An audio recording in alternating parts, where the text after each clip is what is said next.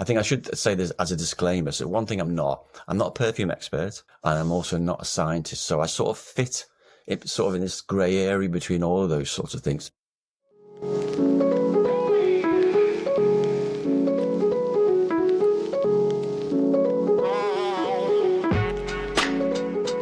Hi and welcome to Not a Perfumery podcast, where we talk about scents in connection to art, wellness and innovation.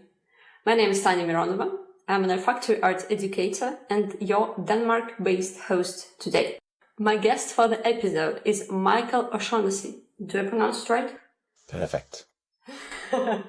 Senior lecturer in graphic design and illustration at Liverpool School of Arts, Liverpool John Moores University. Michael is also an educator, and during our episode you will learn more about it. So Michael, you're welcome. Well, thanks for inviting me on, Tanya. I'm really excited to talk to you. Suppose I'll put some background on my perfume journey. That would be lovely.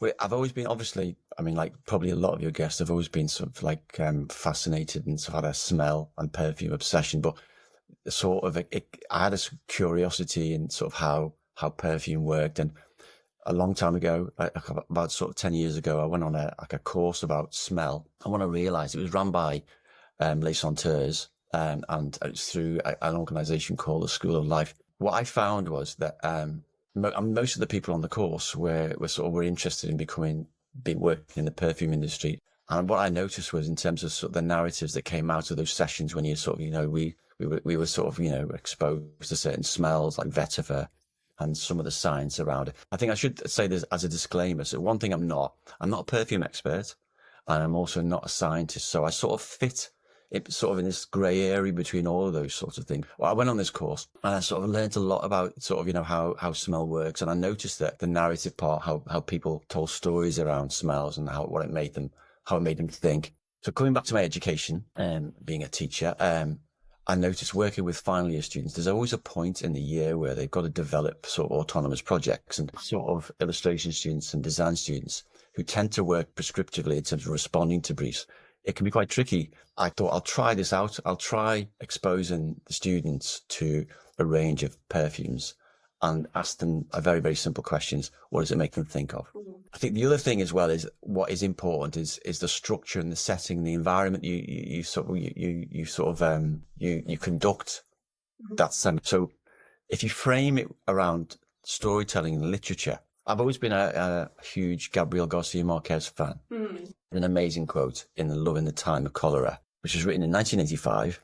And it starts with, "It was inevitable. The scent of bitter almonds always reminded him of the fate of unrequited love." And basically, it's the opening line from this brilliant novel. And what it is, it's about a guy who's obviously killed himself. He's like sort of, lost love, and he's killed himself, sort of because of his unrequited love. And when the doctor turns up, he could smell almonds. For the perfume people, you'll know that the chemical equation, the chemical construction of almonds and arsenic is very, very similar. You introduce a sort of a workshop with students, and you set the context about storytelling. So straight away they're thinking of a story. So obviously you preface it to say, this isn't a guessing, it's not a quiz. You're not here to guess what the smells are. Just tell me what it's instantly, what does it make you think of? So what I found was that in terms of sort of the mixed ability of types of people I was working with, it's not always the clever kids that always have great stories, the stories in terms of sort of our structure, everyone has a story. Found it was really useful and it worked. And then I was invited to sort of install perfume stories at Tate Liverpool as part of a Tate exchange program. And then I structured it in a slightly different way. I hired a sound recording artist so where I could record people's feedback. And then at a plenary session, I was approached by an organization called Novus that deliver enrichment and rehabilitation in prisons across the UK, up to 50 prisons. They deliver education and enrichment. So they asked me to try, they said, well, do you want to try it in a prison? And I thought, well, of course, I was fascinated, and there's a local prison in Liverpool. But before you proceed, I wanted to give some context for the listeners. Reading your blog and found Novus is the educational institution for the prisoners. For me, it was just a mind-blowing idea that it's even possible that people do emphasize the need of the education. in prisons, like in these settings. For giving some context from the Novus website, that over 47% of prisoners in the UK don't have any formal education qualifications. So it's unsurprising that breaking the cycle of reoffending is virtually impossible without first introducing the importance of education to our learners. By working with partner organizations and our educator teams, we provide routes to success for learners upon release, empowering them to re-enter their communities rehabilitated and ready to give back. It's just some context about Novus, and I'm very happy that they approached you. Yeah, I mean, I think as well, in terms of, you can take a moral position on sort of, on offending. And I think, I was just curious, how many of us can say they've been into a prison and walked out, this sort of, without, in that context. And I was always like, yeah, I found it interesting. And I think the moral question is always that all these guys are going to get out. And I've mainly worked with male prisons. So the people come out as rehabilitated because they're going to be living next door to us. They're going to be integrated. Or are they just punished? So I think the moral question is that they've got to get out of prison at some point. So the best way to address that type of sort of offending is education. So in the UK, there's a lot of effort to try and educate. However, prison services under sort of, immense pressure to sort of, keep people behind bars. And so it's not an easy path. But the Novus teams are sort of almost they work across they're brought in units to work in education. So I was approached by a girl called Sarah Hartley, who's one of the sort of, senior education sort of management sort of team. And he said, do you want to try it? So we tried it in Liverpool prison. And Liverpool prison, it's like I suppose like jumping in the deep end. It's an old Victorian prison. It was very, very interesting. That's an understatement. Yeah, well, reading your blog definitely gives some of your impressions of what you felt. But yeah, I'm happy you could share it right now as well. I tell you, the most interesting thing is the smell.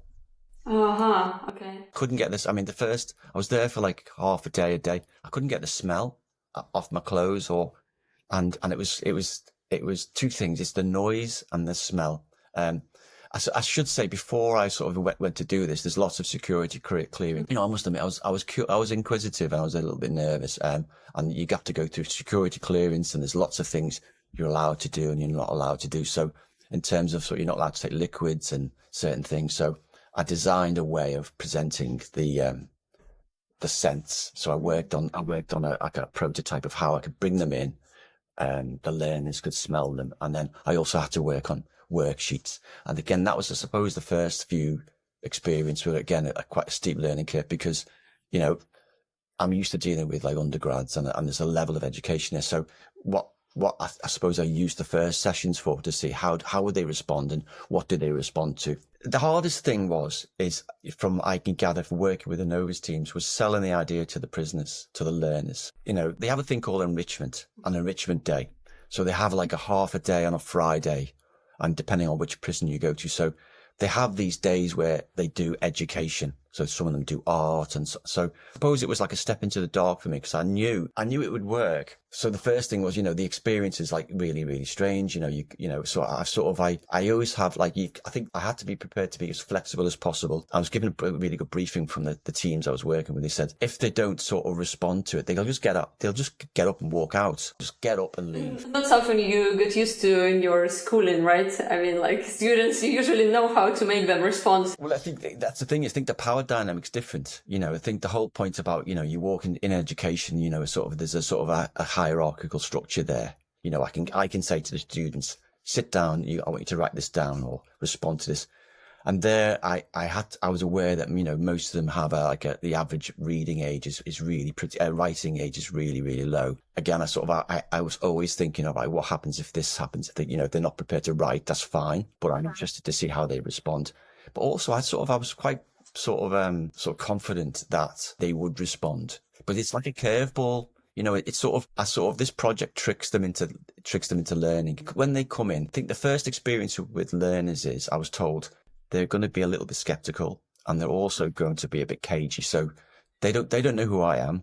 I'm not a prison guard, so I'm not sort of seen as an authoritative type. And also a lot of them are just like, it's a very sensory deprived environment, prison. So they're interested in that. what I found with working with them is they know a lot of information. They know facts, but they don't often make cognitive connections between those facts. They don't often make rational decisions based around bits of education. They know information because they're hoovering on information all the time.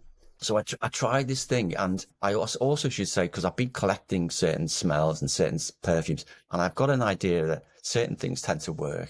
So like based on your personal perception? And based on what I've done with students. And the Tate Exchange project was really useful because there was certain perfumes and colognes that I use, because I get them from all over the world. And a standard one I use is Cuir de Russie by Chanel. Oh yeah. It's a very, very romantic, beautiful smell.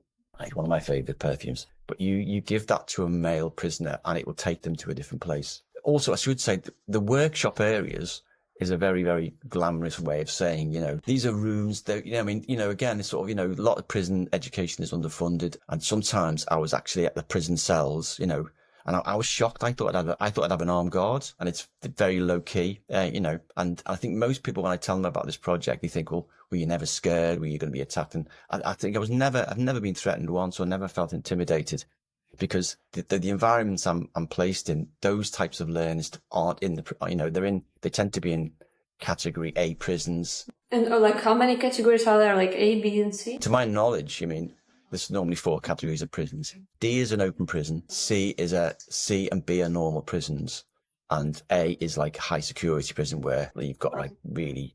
Saying that, I have worked with, with like major drug dealers and murderers, and a lot of them are in there for big sentences. So these environments, they're not, again, they're not brilliant environments to teach. And the first session it worked, I think what it did, it really caught them off guard. Yeah, but going back to the first session, like how many prisoners visited it? I did 2 sessions with 4 or 5 prisoners. I worked with small groups because they have to be comfortable to talk. They have to talk. So I just get them to talk about the project. I say, what does it make you think of? And straight away, in terms of sort of, I also explain the science of smell. Oh. I explain the literature, and I say, look, this is how science works. And I use infographics to explain. And one of the ways I explain is that they're like safety, the hippocampus is like a safety deposit box filled with these tiny boxes. And all it takes is one tiny molecule to open up that box and to release, and take you back to a time or a place. And they understand that straight away. Things like stress, or if they've had a blunt injury near the head, that can sort of affect the smell. And so I had that once with one of the prisoners. But in terms of if they're stressed, their anxiety, the stress levels, they sort of can affect the smell. So I have these disclaimers say if they're really highly stressed, the smell will break down. So I have these disclaimers so it'll work in most situations, if in these circumstances. So I explain the sort of the safety. I explain how the hippocampus works and how smell is a direct. Like right now, I feel like those guys are more privileged because they have you. I think the other thing as well is the sort of, so you start, introduce the narrative. So you get them to think about stories, and then you explain a little bit about the science. So straight away, the listening. And what really surprised me, after doing this for about 2 years, and I was writing about it, and I spoke to her on the seat, my liaison, Sarah. She said, it's really surprising. Just getting them to sit down is a big ask. And actually, a lot of them won't sit down in a room and listen. Seriously? Getting them to sit down for an hour and a half, although they do get up and go to the loo, is actually a big achievement. So they're things I just take for granted. She said, no, they actually sit down and listen, which is unusual. So, and also you've got to remember, a lot of them had very mixed experiences with education. So they sort of, they can be skeptical. So my project sort of tricks them into learning straight away. You'll get these guys. And I think I should say everything sort of has to be, the safeguarding issues around the prisoners is really, really high. So I'm not meant to know what they're in there for. And I just work on their first names. Mm-hmm. And I try and make a note of their first names, and we sort of always address them in that way. Because they've normally got like a prison number. So in terms of sort of what they're in there for, there's certain types of wings which have certain offenders. So like what's called in terms of the lang, the mains prison, the main prisoners. That means they don't tend to be sex offenders. Mm-hmm. I've worked with sort of vulnerable prisoners, sex offenders, paedophiles, and sort of people who are vulnerable, but they may include policemen or judges or people they think they'll be bullied. But a lot of the people who are in those wings tend to be drugs on the main wing or be under threat of violence, so that's sort of move there. So in terms of sort of the, you know, I'm not meant to know what they're there for. But I also give out I always give out a worksheet and say, look, I want you to take this back to your cell later. And some of the things I'm going to get you to think about, you might want to write them down later. But they often start talking. So the most common thing when I you know, I say, you give them Cuir de Russie to smell, or like Bois, big hitters I use with Chanel. I use lots of others. It's often it's a matriarchal experience that takes them back to the childhood. A lot of them have tended to have positive matriarchal experiences rather than positive patriarchal experiences. It will take them back to like the grandmother's house. The most common thing I hear, it reminds me of my grandmother. Then you sort of deconstruct it and you explain why that's happening. And often it's to do with vanilla and the ubiquity of vanilla. And I talk about when vanilla was developed and how it's in perfumes. But then I also contextualize things like, you know, I might talk about Caron pour Homme, and I'll talk about when was that made. And I also say, so have you ever thought about who might be wearing that in, say, in France in 1939? And then straight away they're thinking, well, actually, what was happening in Europe? So what you're slowly doing is from a pedagogical approach, you're introducing little concepts all the time. And then you stand back and you say, you know what we've just done today? This is what's called an empathetic approach. And this is a multi-sensory workshop. And actually, some of the words I've used are what known as like sort of methodologies. And even the word methodology, they won't know. So actually, this is actually quite highbrow stuff. And straight away, I think it's quite empowering for them to realize that they're taking part in this process. Right.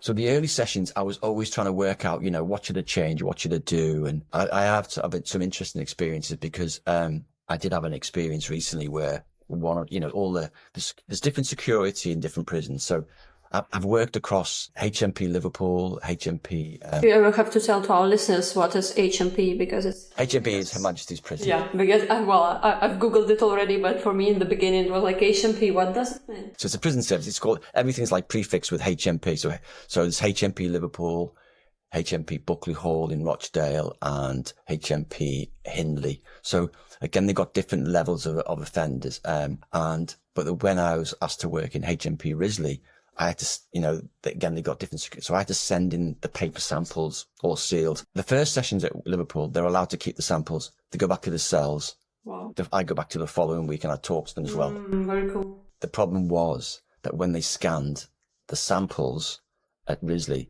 they found large quantities of heroin on the samples, which was unusual, which surprised me. And what I found out later, that actually they have a chemical way of because a lot of drugs come into prison through paper. And what happened was that the chemical structure that sometimes is found in narcotics is in a lot of perfume. Because I've been working with an organization called Carvansons, and they've been working with me, and it was some of their sort of noses and their scientists explained that to me. So that did make a lot of sense. So I think the upshot was they couldn't take the paper samples back to the cells. We had to get them back, which was a pain, but it still worked. Before we proceed, because I have so many questions, but I wanted to ask about these Carvansons organization, because when I found them in your blog, well, I've also found you wrote that it was kind of difficult to find partners for this project. Well, we both could understand why. I just want to read something from your blog and ask you to comment on that as well. I can understand why most of the luxury perfume companies never responded to my requests for feedback or interviews. Companies selling expensive perfumes may not want to be associated with institutions that deal with crime and punishment. There is real complexity in building a workshop around something that has a big connection with image and sexual allure.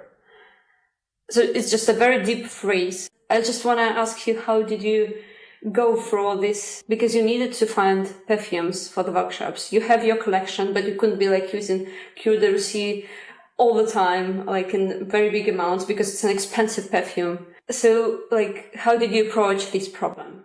Well, I think initially when I was doing the workshops, I did get a budget to buy perfume. It wasn't huge, but that obviously, certain, like Frederic Malle perfumes or some of the Byredo, more high end, they're expensive.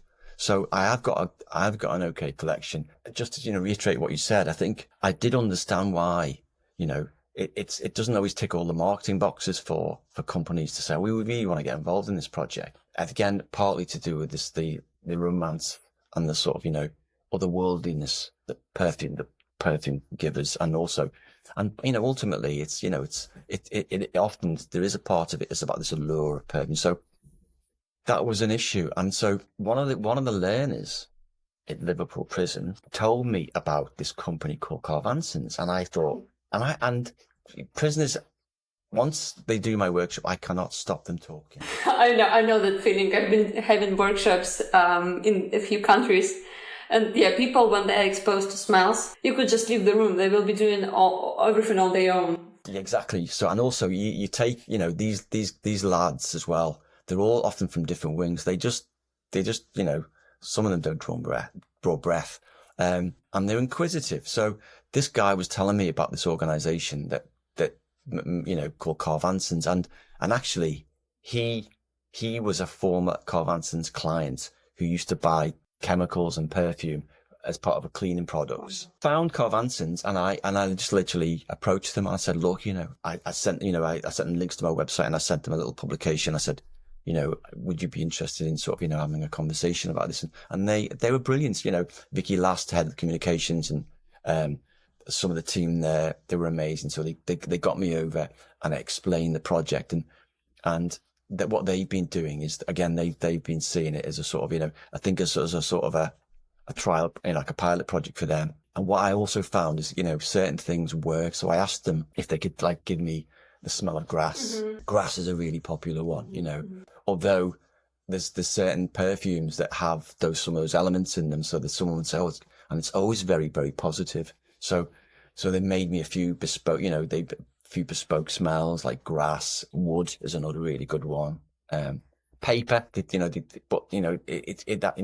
made me the smell of paper. So and I've tried these out, and they've worked again. I've had some amazing stories, with like long-term prisoners who suddenly, and I don't, what I also do is I never tell them what they're going to smell. I just say, I'm going to give you something to smell. Tell me what makes you think of. And then someone will say, well, it reminds me of when I used to play football when I was 12, and it was the changing rooms in a field.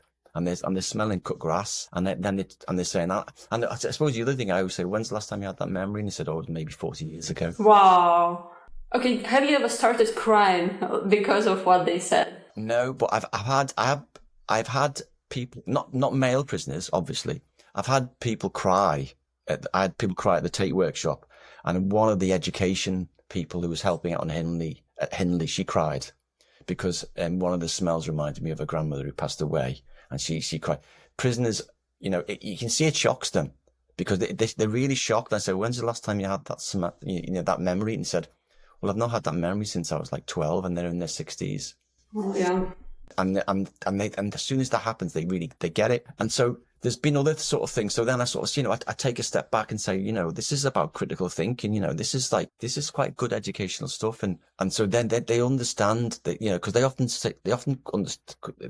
inquisitive, but they think, why are we doing this? And well, actually, do we get a certificate out of it? So, but actually, this is a different approach to learning. The only big difference between me and you, obviously, apart from the fact that I'm on the outside and you're on the inside, is I know what these words mean.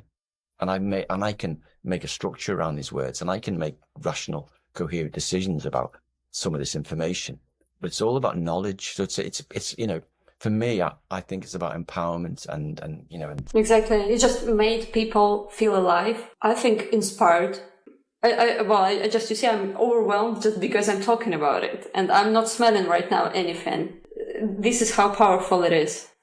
But it's such a powerful emotional response, and I think it does really affect them. I think the other thing, what I've done is I've sort of learned a lot in terms of sort of, what works, and I sort of, in terms of the safeguarding thing, I'm much better at it now because I've learned a lot of things.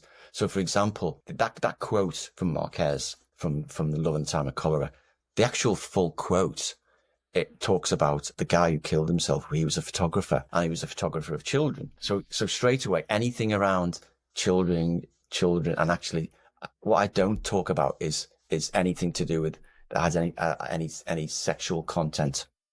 So for example, I also early on in the project, I talk about Raymond Chandler. Now, in a lot of his novels, there was perfume references littered through that type of hard-boiled detective novel. So again, they love all that. And I talk about femme fatales and I talk about writing. So I'll also give them, I'll often give them reading lists. But then there's things like, say, I tend to sort of edit out. So I won't talk, there's a book, one of Chandler's books, The Long Goodbye.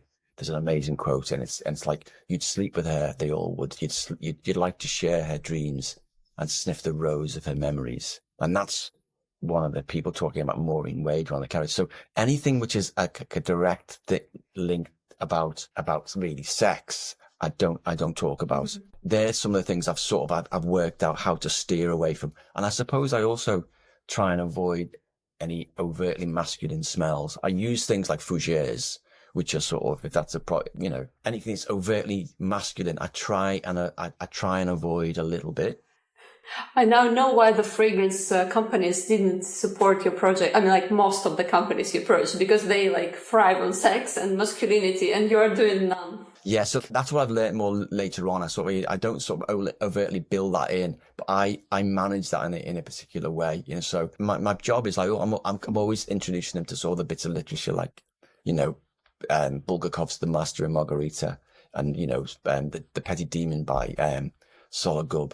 So I'm always talking about perfume references in literature. I'm always looking for those and reading about them. So you're I'm bombarding the guys, the learners, with these literary references, but then all the time getting them to think about, well, tell me your story. So the workshops normally run for like 3 consecutive weeks. The first week they're a bit cagey. They're always sort of, checking me out, Shouldn't we not sit? Yeah. The second week I can't shut them up.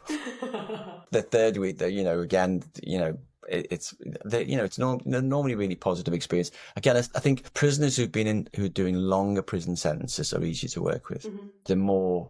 They're calmer, they're more resigned, that they've got bigger sentences, and then, again, they're much more easier to manage. Younger prisoners are harder to manage, which I've noticed. Dealing, it's a lot of it's crowd control. So, longer term prisoners are much easier to deal with. And I think so. I've picked up certain things. So I've had a few things which I think definitely didn't work. I tried a smell, called 1996, which is made by Byredo. I know that one. Yeah. Very, very interesting, because the whole structure around how they made it was interesting, because it was based on a photograph by two photographers. So what I decided I tried this out. I said, I'm going to give you something to smell. I said, it's based on a photograph. And I want you to think next week, I'm going to give you it now.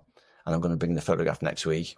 And I want you to guess what you think the photograph is of. And I gave you the smell. But the problem is, what I've noticed within male prisons, there's a very, very uncomfortable hierarchy about children and paedophiles. Because it's of a young girl, if you see that smell, the smell it's amazing. It's an amazing photograph, but it's of a very young girl wearing makeup. And I think that they felt really uncomfortable. There, in terms of sort of some of the things that haven't worked, that didn't work. So I basically had to shelve that. And I went back to sort of more of the things I think tend to work. And I've been working with Carl Vansons on some new smells.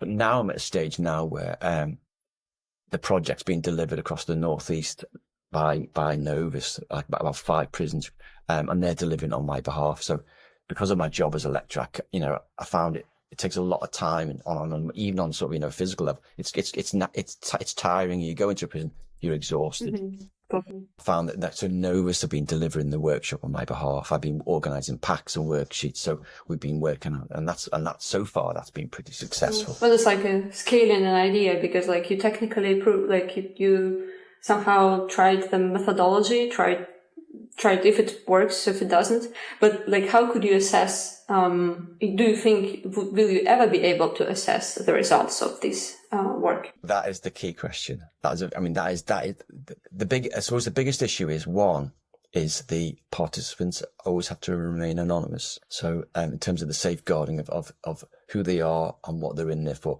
prisons in the UK can be quite chaotic places.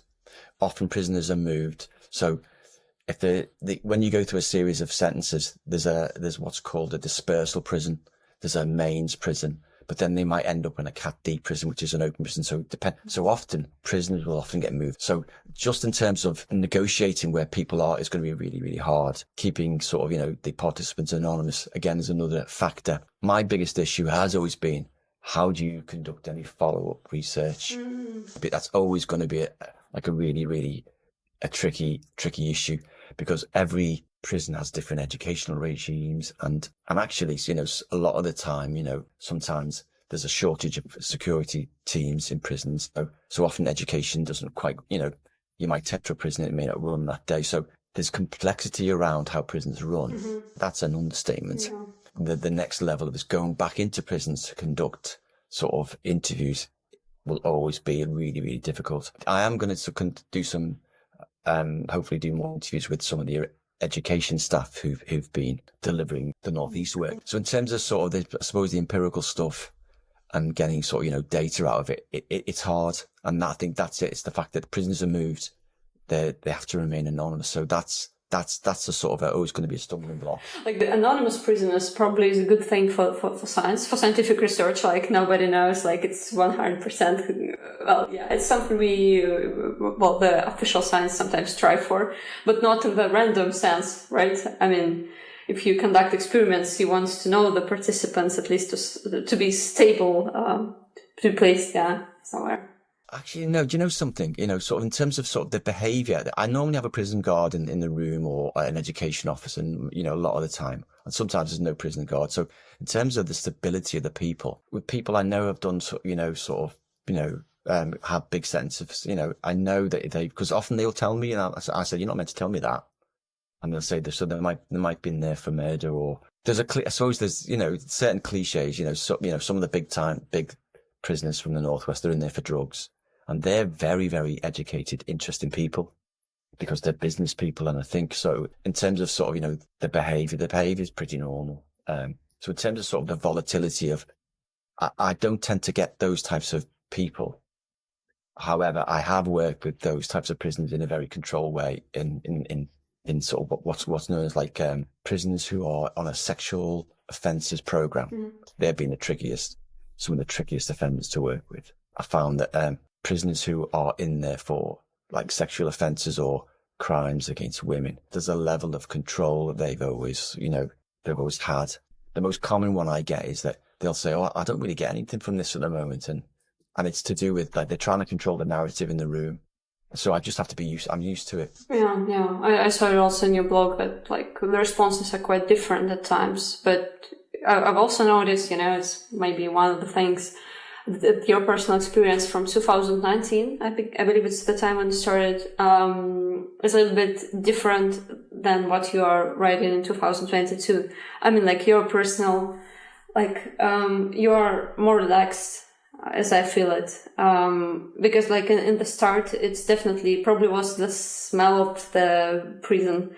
I suppose it was a really big scary factor, or maybe something else like the whole different environment, etc. So the way you described it at first, it really evolved and differed for times. It's the noise and the constant shouting. You know, you got to remember, because when they come out, when they're locked up all week. So when they come out for their enrichment, the first thing they're going to do is shout to their mates. So the noise it's just noisy, and so it's like very hard environment.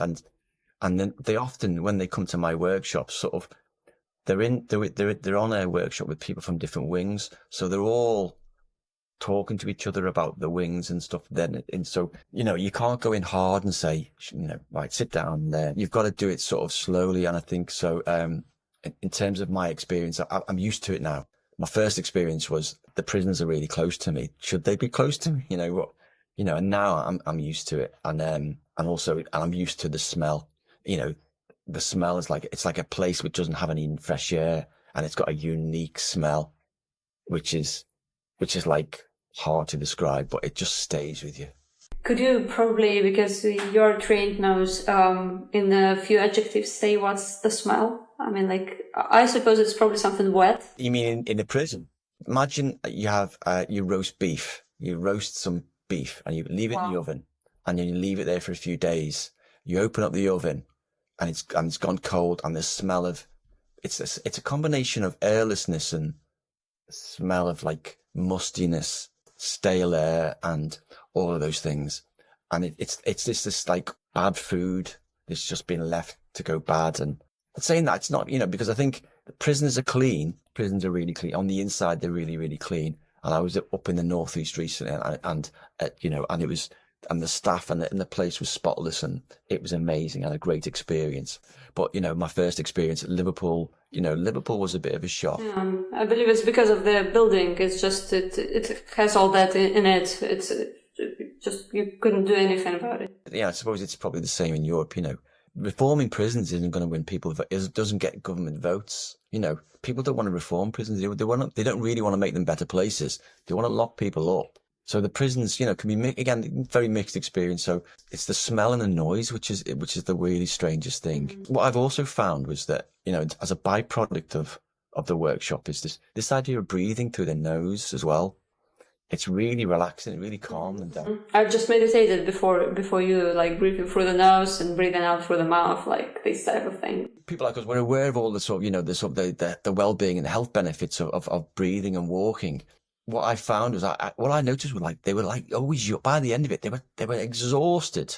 They were yawning. They said, "Why am I so tired?" And why they were quite relaxed. And I thought, well, actually, part of the reason that they're breathing through their noses.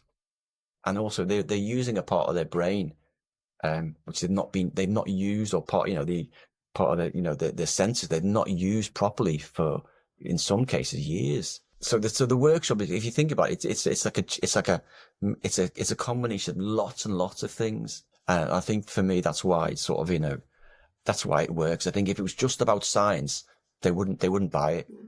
I think that's partly the reason that it's successful is you're introducing lots and small little tiny methodologies, concepts. So that's why it's been successful. Yeah, but are you planning with Novus or like with some other, operators to introduce these workshops in other parts of the country or maybe in other countries? I mean, at this stage now in education, we're thinking, what do I want to do next? And I think, Novus have been amazing and they've been really supportive, and Carvans and stuff. So I'm sort of quite open, I'm quite open to sort of, any other, if people are sort of, interested in saying, do you want to try it here? I'm quite sort of, inquisitive. I'd be quite responsive. Because I think sort of there's also periods where, in education where sort of I'm locked into sort of, all the educational stuff I'm working on. So, my research project can stop and start depending on where I am educationally. But I've had a few bits of interest, but, I suppose it's not being well publicized what I'm doing. It's starting to sort of, since, Carl Vanson's publicized it, Novus, and it was on, different, a few different features and a few different blogs.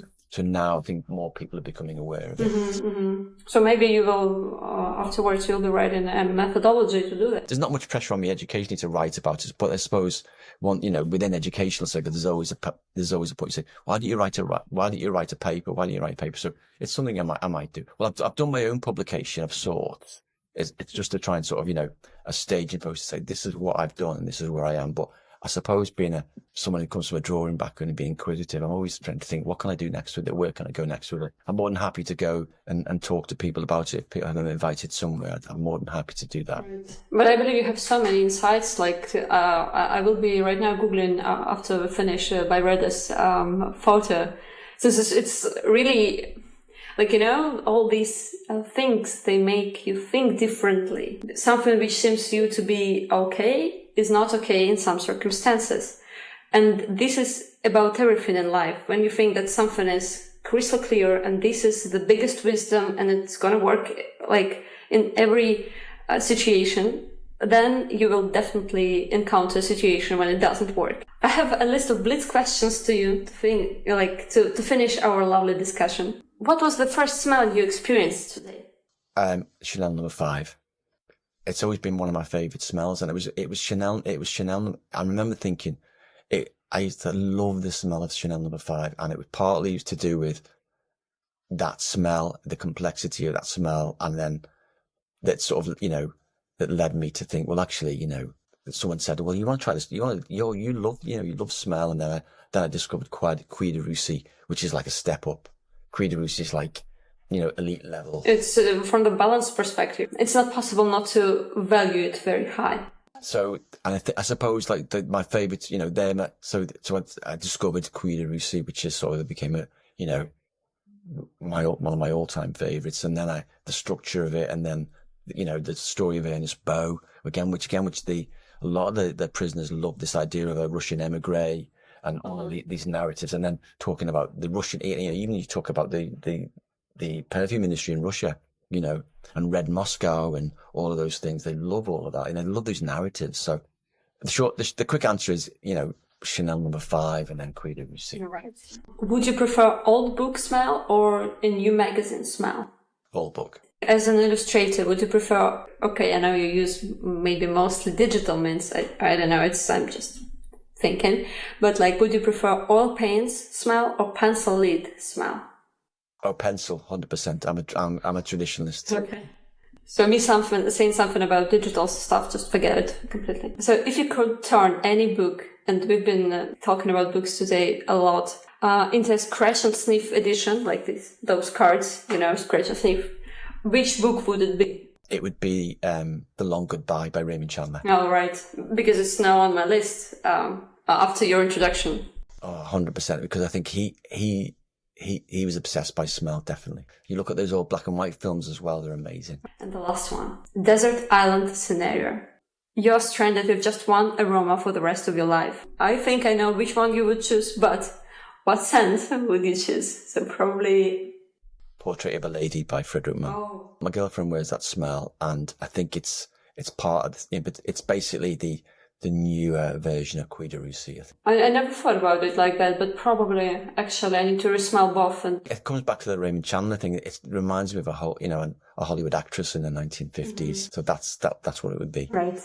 So thank you, Mike. It was really a pleasure for me to have you, and best of luck with your further research and workshops. Thank you for your time. I really enjoyed it. Mike, you're super cool. I mean, you really need to write something about this stuff.